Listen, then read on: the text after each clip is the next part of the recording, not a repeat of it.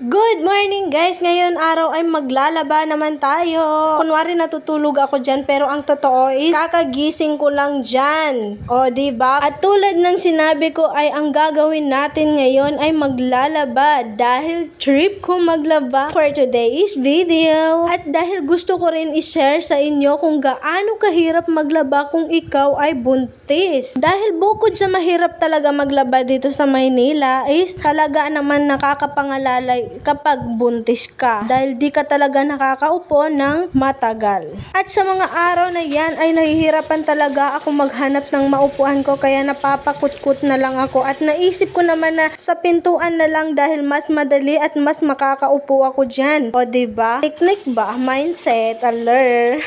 At sa paglalaba ko na to is kung mapapansin ninyo ay mas maraming damit ang makikita nyong lalaban kung kay Mr. dahil halos lahat naman talaga ay kay Mr. na damit. Kaya naman habang naglalaba ako ay napapakanta na lang ako bigla. Ikaw na ba si Mr.?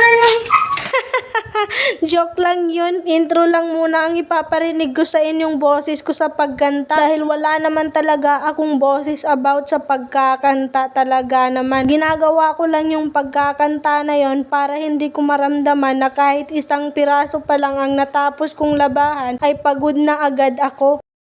So ito ang susunod kong ilalabahan. Uniform ni Mr. kasi pag mag-work siya bukas wala siyang masuot. Dalawa araw lang kasi yung uniform niya. Kaya palitan lang. So, kailangan araw-araw naglalaban ng uniform niya. Then, I'm proud to say pala na ang aking mister ay isang contractions. Yung mga misters natin dyan, no, huwag natin ikahiyakan ng trabaho nila. Di tanong rin kaya aya, di ba? Naranasan ko magtanim ng palay. Naranasan ko yung buhay na hirap. Nag-aani kami ng mani, mais, ganun. Marami, yung mga munggo. Marami pang iba, halos lahat nagawa ko eh. Kaya hindi natin pwede ikahiya yung mga bagay na dapat nagiging proud tayo.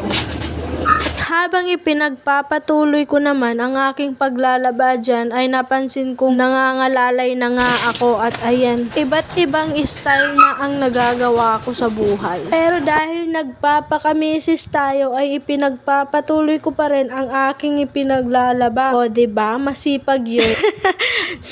Charot lang. At syempre sa paglalaba ang pinakaayaw ko sa lahat is yung mga malong talaga dahil napakalaki at napakahirap din laban lalo na kung makapal. Pero dahil swerte ko ngayong araw dahil isang malong lang ang lalaban, char. Kaya napakaswerte naman ng mga babae na mga mister nila ang naglalaba sa kanilang mga damitan. O diba? Napaka-gentleman. At dahil patapos na nga ako, isusunod naman natin ang ating pagbabanlaw. At eto na nga, pahirapan talaga dito ng pagbabanlaw dahil hindi na ako pwede makaupo. Nakayuko na lang lamang ako. Kaya mas madali ko na talaga maramdaman yung pangangalalay sa aking likod. Tingin nyo, lahat ng linaban ko ngayon, puro kay Mr. lang.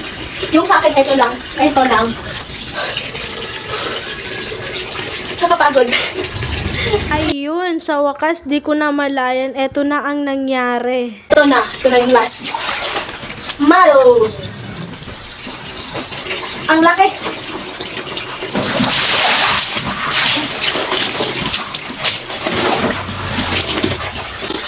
Yeah.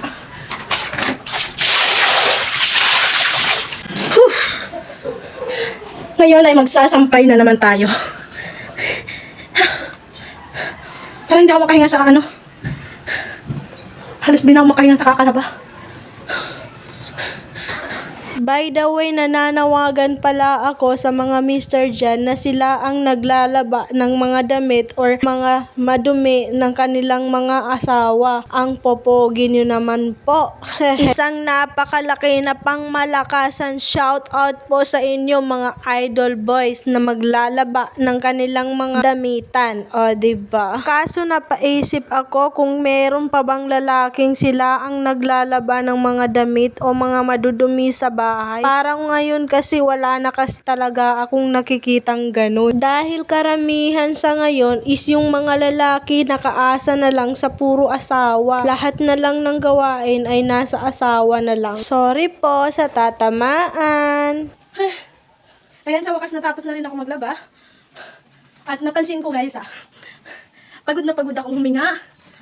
Feeling ko ang dami kong linaban, pero ilang piraso lang pala. Kita nyo? Ito lang, 1, 2, 3, 4, 5, 6, 7, 8, 9. Ito pang 10. 10 piraso lang. 10 piraso lang, pagod na ako.